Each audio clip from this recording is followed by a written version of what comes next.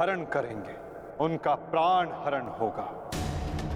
जब जब किसी की आंखें अनुचित होता देखना स्वीकार करेंगी, तब तब उन आंखों को बंद होना होगा।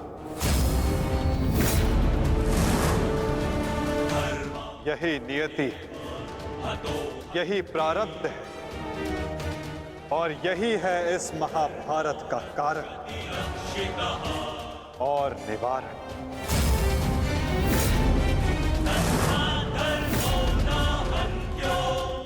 अधर्म की ओर धर्म के बढ़ते बाणों को रोकने का प्रयास करने वालों को बाणों की शैया पर विश्राम करना होगा।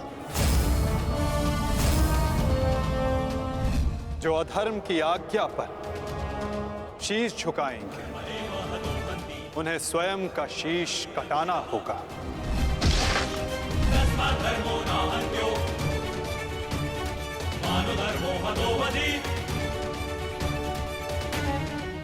अधर्म को ना किसी का कवच बचा सकता है, ना ही किसी के बाण। ऐसा कोई रथ नहीं जिस पर अधर्म चढ़कर अपने लक्ष्य तक पहुंच सके। ग्रास लेगी ये धरा उस अधर्मी को भी, और अनचाहे उसका साथ देने वाले के रथ को भी। जो एक झूठे वचन के लिए सत्य के चक्र के समक्ष आकर खड़ा होगा, उसे स्वयं सत्य के चक्र के साथ धंसना होगा।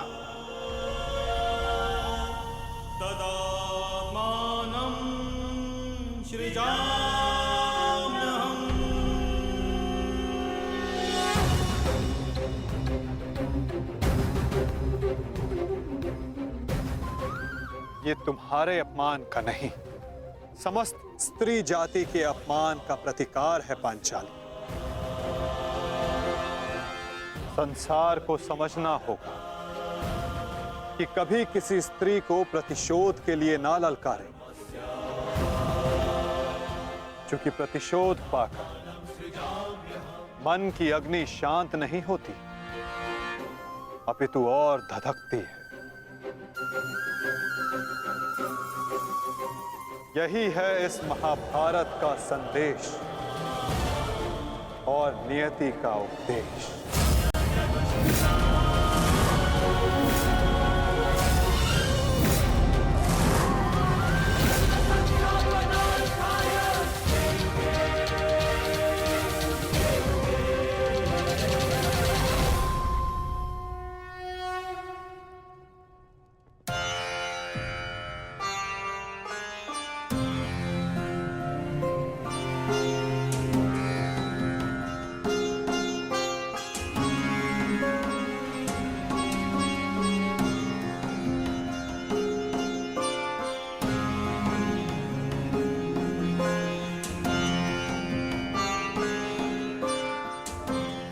आपको संभालो मित्र, एक योद्धा को रोकर विदा नहीं करते।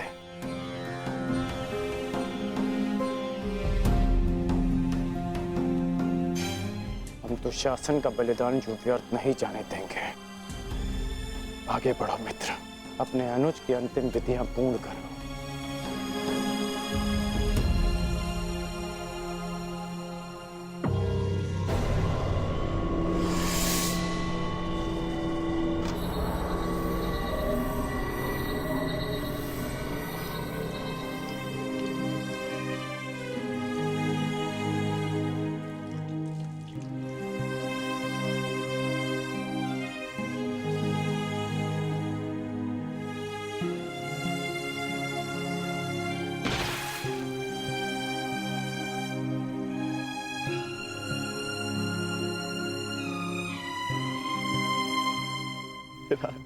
अच्छा प्रेहि प्रेहि पतिभिः पूर्वैर्भिः यत्र न पूर्वे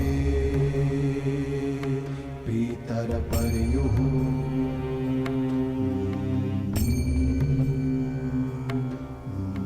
भूभराजना स्वधया वरुणं च दिवम्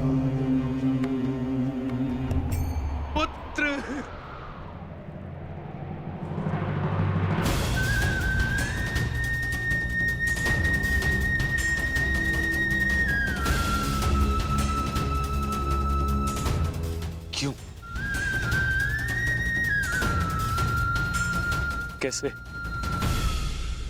कैसे होने दिया तुमने ये? तुम्हारा अनुज तुम्हारा उत्तरदायित्व था, उसकी रक्षा कैसे ना कर पाए तुम? मैं नेत्रहीन हूं पुत्र, परंतु ऐसा प्रतीत होता है जैसे किसी ने मेरा एक नेत्र छीन लिया है।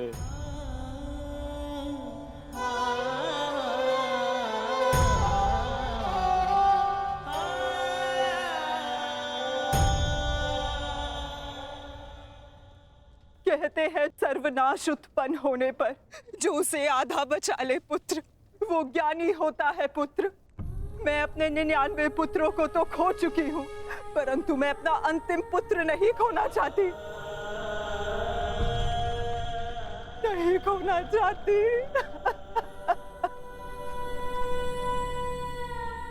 बंद कर दो ये महाविनाश दुर्योधन, और लौट चलो। किसी को तो रहने दो जो हमारा पिंड दान कर सके।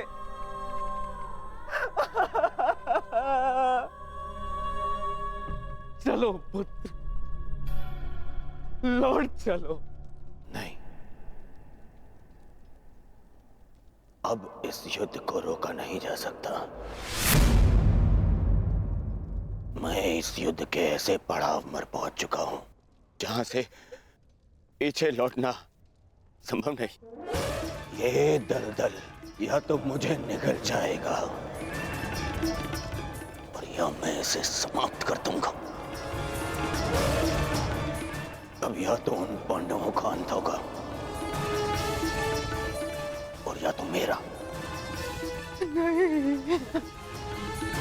उससे पूर्व कदाचित ये युद्ध नहीं रुक सकता।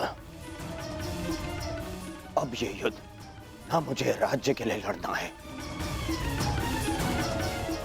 और ना ही सम्राट बनने के लिए। ये युद्ध करना है प्रतिकार के लिए। जिन पांडवों ने मेरे 99 भ्राताओं का वध किया, उनके वंश का समूल नाश करूंगा मैं।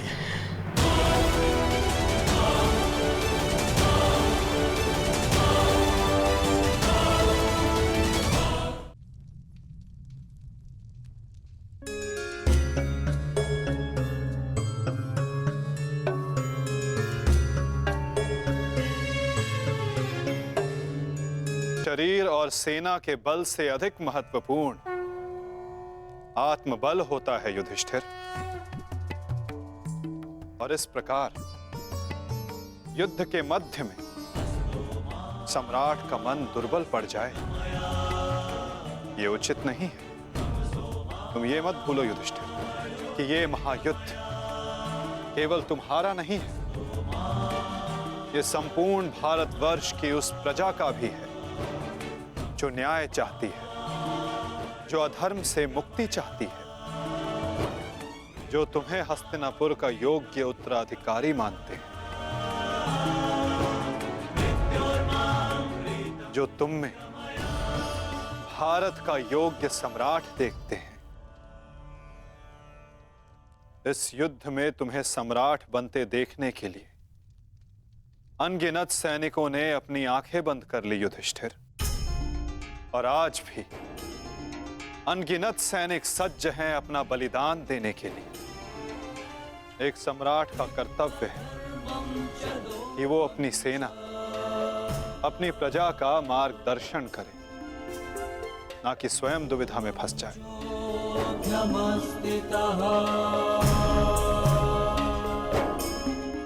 किंतु प्रश्न ये है कि सम्राट के मन में ये प्रश्न आया क्यों? कहीं सम्राट को ऐसा तो नहीं लगता कि उनके प्रिय अनुज महायोद्धा अर्जुन पूरे मनोयोग के साथ भाग नहीं ले रहे? कदाचित इसीलिए अंगराज अब तक युद्ध क्षेत्र में है। अंगराज का वध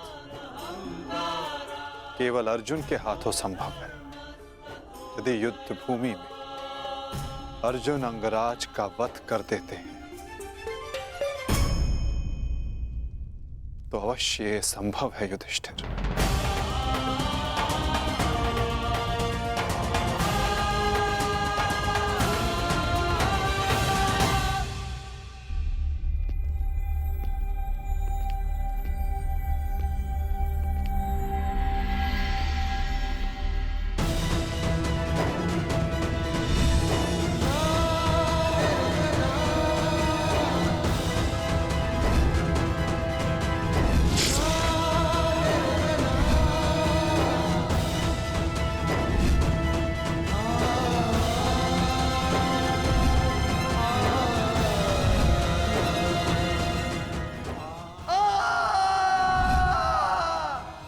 मैंने जीवन भर परिवर्तन के लिए संघर्ष किया, क्योंकि जब भी मैंने ऐसा किया तो मैंने लोगों की आंखों में आशा की किरण देखी।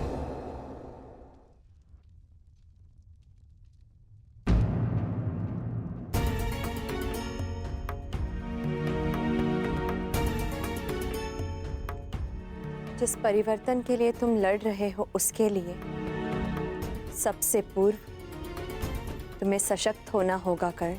कुछ समझ नहीं पा रहा हूं वृषाली। लगभग अपने सारे प्रिय खो चुका हूं। हमारी अगली पीढ़ी जिसके लिए मैंने परिवर्तन का स्वप्न देखा था वो तो बची ही नहीं। फिर इस परिवर्तन का क्या लाभ?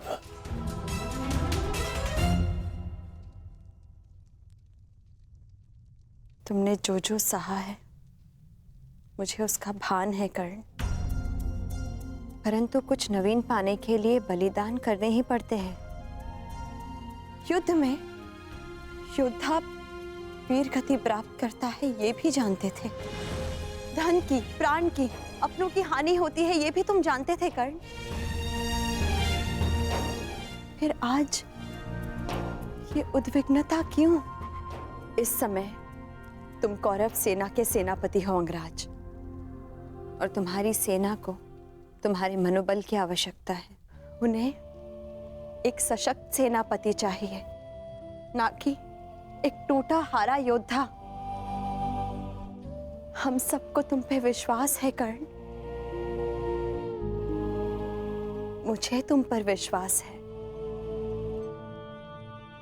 तुम ही हो कर्ण जो ये परिवर्तन ला सकते हो।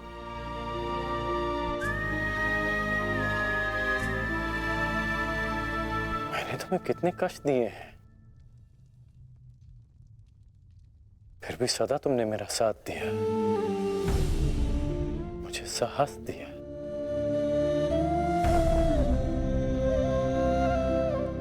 मैंने सदैव परिवर्तन चाहा है, उसमें विश्वास रखा है, पर आज स्वयं को संभाल नहीं पा रहा हूं मैं।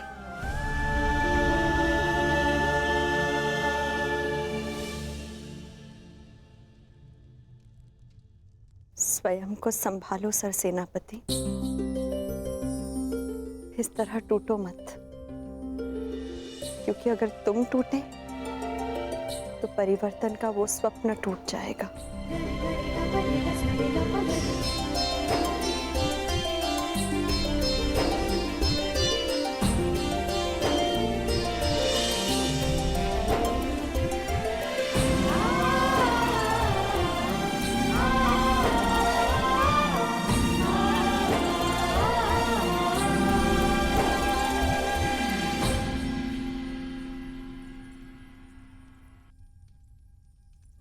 जी जी, एकांत। जी, मैं कुछ मत कहो कुंती, समय ने मुझे उस मोड़ पर लाकर खड़ा कर दिया है जिस मोड़ पर ना तो मेरे पास कुछ कहने के लिए है और ना ही सुनने के लिए। तुम्हें स्मरण है तुम्हें वो समय कुंती जब हमारे हस्तिनापुर में हर्ष, खुशी, उल्लास और आनंद होता था।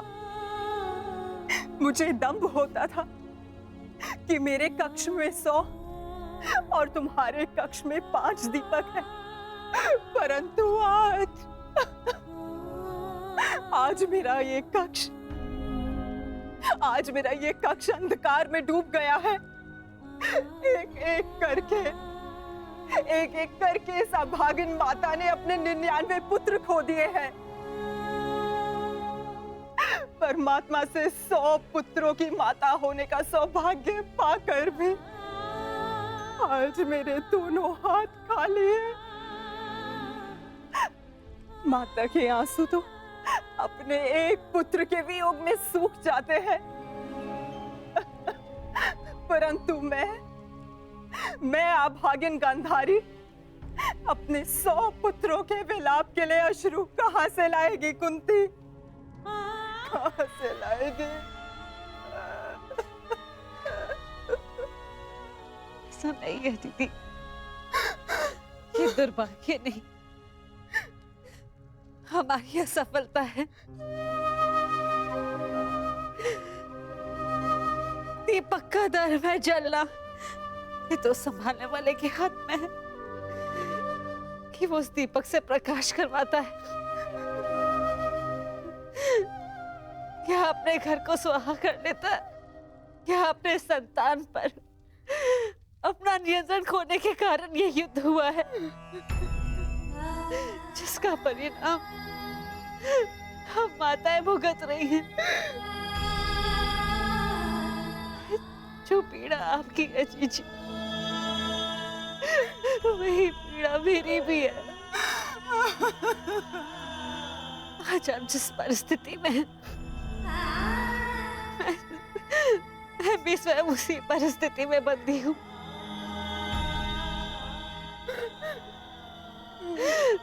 भाइयों को लड़ते देख कौन सी माता प्रश्न हो।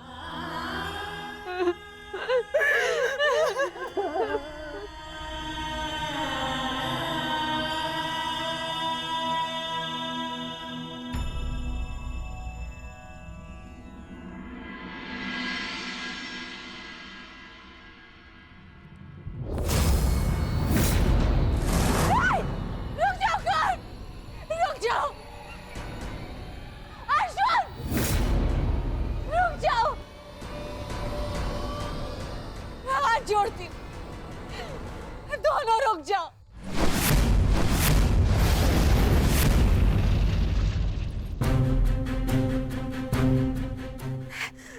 ऐसा नहीं होने दूंगी।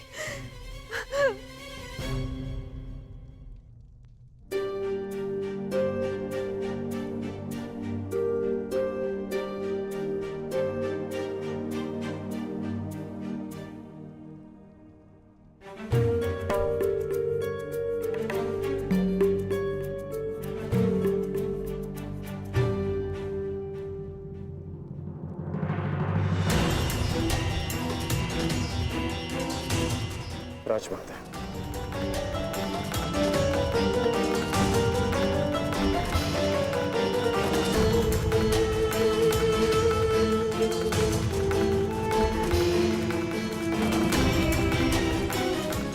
बड़ी बात राजमाता, ऐसा क्या हो गया कि आपको इस समय यहाँ आना पड़ा? कुछ शुभ शब्दों ने मेरे मन को व्याकुल कर दिया है। मैं समझ सकता हूँ। जिस माता के सारे पुत्र युद्ध पर हों, उस माता का मन व्याकुल होना स्वाभाविक है। बात ये नहीं है, मैंने दुस्वप्न देखा। कैसा दुस्वप्न? तुम बांध छड़ा आगे जा रहे हो, अर्जुन भी सजा है और दोनों ने बांध संधान कर दिया और मैं बीच में आ गई, किंतु तुम दोनों ने बांध छोड़ दिया। फिर क्या हुआ? फिर मेरा सपना टूट गया। जो स्वप्न आपने पूरा देखा ही नहीं, उसके लिए आप व्यथित क्यों हो रही हैं? मैं व्यथित हूं क्योंकि भवन किसी का भी हो, किसी की भी छाती भेदे, पीड़ा मेरे को ही होनी है। संसार की दृष्टि में आपकी कोख 5 बार भरी है। यह आपका दुर्भाग्य था या मेरा प्रारब्ध? हमें इसे स्वीकारना होगा राजमाता। तुमसे विनती करती हूँ, इस युद्ध को त्याग दो। क्या ये विनती आप अर्जुन से कर सकती हैं? बताइए।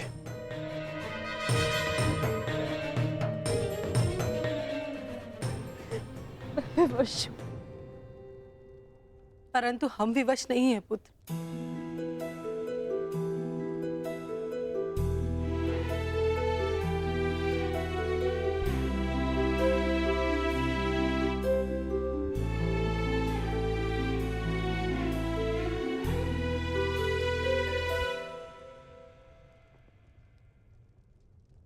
छोड़ दो ये युद्ध पुत्र, छोड़ दो।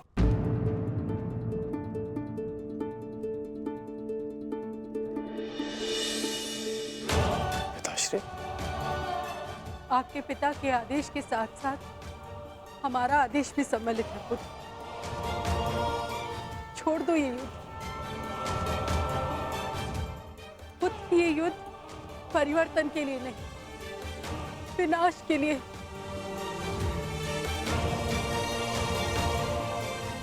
समझ लो कि हम अपने पालन पोषण के ऋण का मूल्य मांग रहे हैं तुमसे।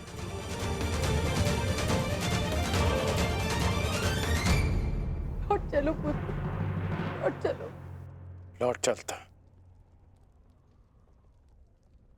लौट चलता यदि मैं केवल राधेकरण होता।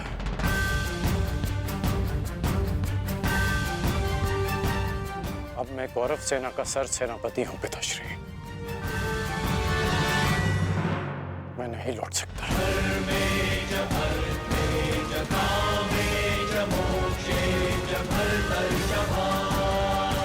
मेरा कर्तव्य है। आपका आदेश ना मानने के लिए मुझे विवश कर रहा है। मैं नहीं लौट सकता माता। ब्रह्म मुहूर्त में देखा गया सपना सत्य नहीं होता है पुत्र।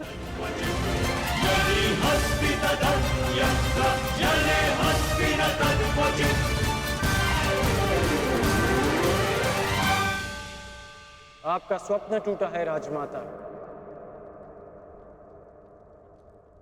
परंतु मेरा वचन नहीं टूटेगा।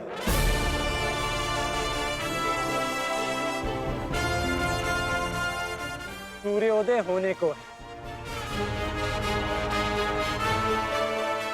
मेरा अर्घ देने का समय हो गया।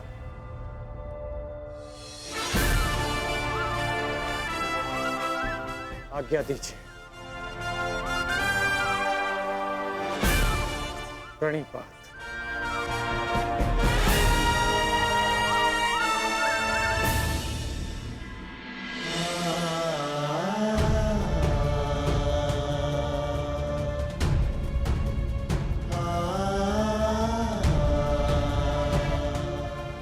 आज्ञा दीजिए पिताश्री।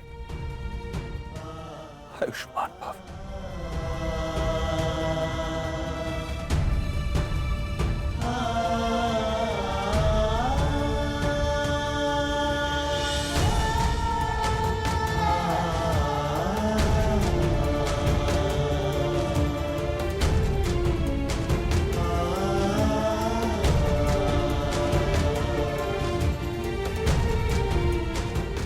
अश्रु नहीं माता, चलता।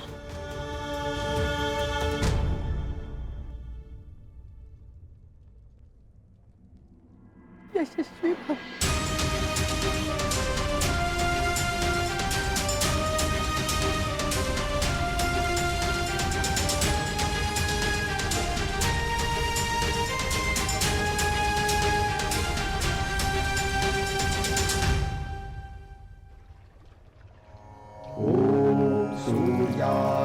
नमः। ॐ भानवे नमः। ॐ खगाय नमः। ॐ श्री सवित्रे सूर्यनारायणाय नमः।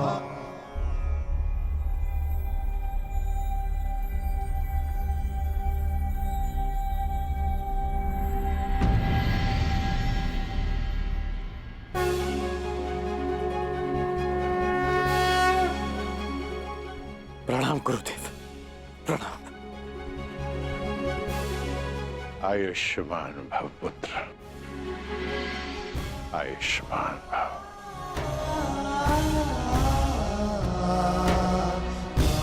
गुरुदेव आप यहाँ? मैं तुम्हें कुछ स्मरण कराने आया हूँ राधे।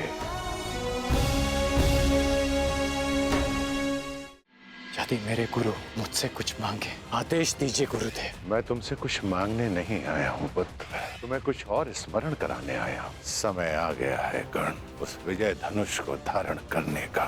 जब तक वो विजय धनुष तुम्हारे हाथों में रहे, कोई भी शत्रु तुम पर विजय नहीं पा पाएगा।